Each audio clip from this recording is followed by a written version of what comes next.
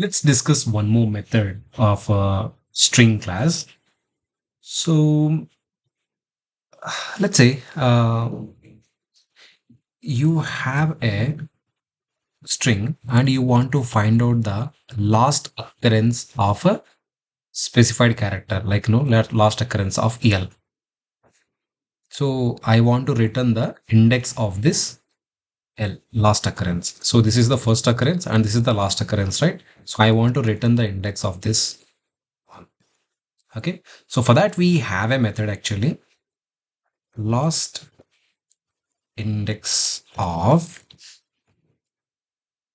in ch. You can pass the ASCII value or you can pass the you know the character as well, like this. Okay. So last index of method is used to find the last occurrence of a specified character, last occurrence of a specified character. if it found if it's found the specified character in a given string, it will return 0. Otherwise it will return -1. If specified character is found, it will return, sorry, if the specified character found, it will return the index number. If not, it will return the -1. Let's say it could be a fifth index or fourth index, something like that. If it is found, it will return the index number, and if it is not found, it will say that there is no specified character exist in the given string, something like this. Okay, let's see an example quickly. Let's see an example. What I'll do is, so I'll take an example of hello. So this is a hello string str equals to hello hello, and I want to find out the last occurrence of the L. So I'll say uh, str dot last index of what character I want to find out, L. So it will return the index number of that character. So where the L is second, the last is last index of the L is the first index, it would be second index, and it would be a third. So it will return 3. Okay, fine. So if I say I want to find out the character of D, so it will check the entire string whether D is available or not. So there is no D at all. So what it will do? It will return -1. -1 in the sense, hey boss, I can't find the specified character you have asked me to search in a given string. Okay. So if uh, if the character is available, it will return the index number. If there is no character, specified character is available in a given string, so it will return -1. That's it. Let's see a simple example on this one.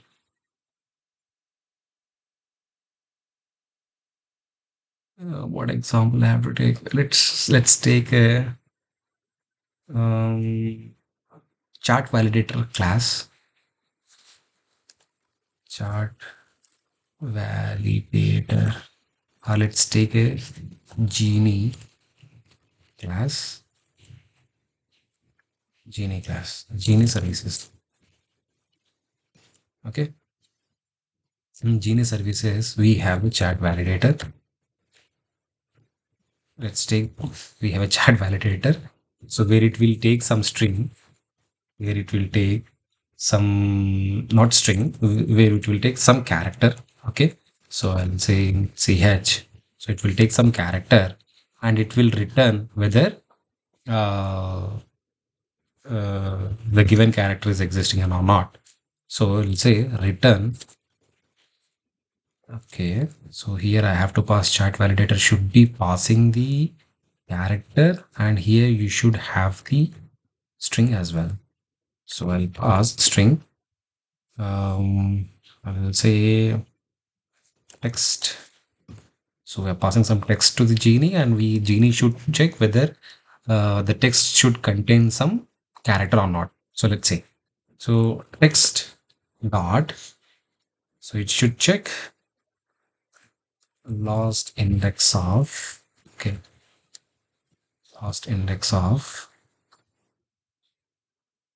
So let's say I'm passing a text. I'm posing a question like something like this. Can you help me? Okay. Can you help me? I'm posing a question something like this. I want to find out whether the this question mark is available or not. So I'll just pass it over here. And yeah, this is a public method. You should access outside of this class as well. Save, and let's write a client app as well. So I'll say Genie client application. So main. Uh, yeah. So let's say I have a text. So I said, what is the text? I can say like this. Can you help me? Can you help me? Okay. This is the text. So I'm sending this text to the Genie. So I'll be creating a class called Genie Services. Genie Services. I will say new Genie Services. Say Genie Services dot. I'll say chat. I'll be calling the chat validator. I'll be passing the uh, text, and I want to here instead of like passing directly this character, I'll just use ch. I'll pass ch instead of this. Here I'll pass the question mark. Okay, formatted the code. So now what it will do? It will return the. So here I'll say um, what happened.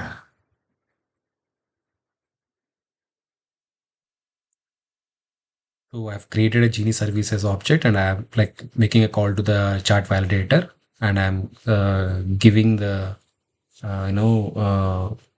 character so which I want to find out in a given string. Okay, so it should return the index number to me. So it should be an index number. Be an index number. Okay, so I'll give the index number over here. So instead of like doing this way, I'll say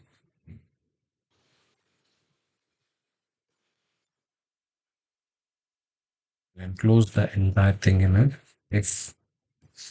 If it is found, we'll say this. Um, we'll say this. Okay, this entire thing should not equals to -1. Okay, it shouldn't be because -1 in the sense if the character is not found, then it should return -1. If it is returning some value, some index number, so the condition will becomes true, right? So I'll say when the condition becomes true, yeah, Genie found your question. It is working, and it is processing the response. I'll write just rest.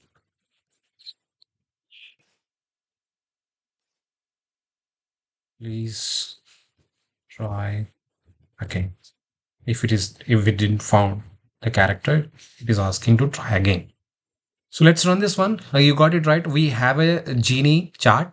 So where we are like sending some text message to the Genie, and Genie should like always look for the question mark after after ending the text, so it is expecting the question mark to placed. So if it found the question mark, so it's understand that you are posting a question, and it should work on that question. It should process some data to you. Okay, that's the intention. Okay, so let's run this one. Let's run this one. Run as Genie client app, and it is saying that Genie found your question and it is work and is processing the response to you. So which is nothing but, so here whatever you are passing, so the question mark you are passing to the Genie, so the Genie can see a question mark in a string. Okay, so whatever you are expecting the question mark, so the Genie is checking in a string, so it is there, so it is processing the response to you.